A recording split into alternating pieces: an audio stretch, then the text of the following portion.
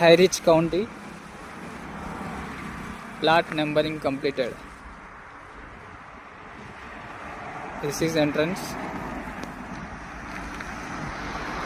This is number of plot.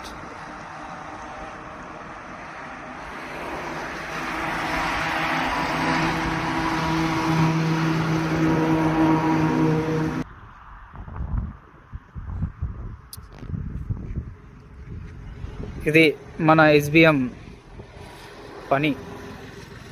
SBM అంటేనే commitment, work. So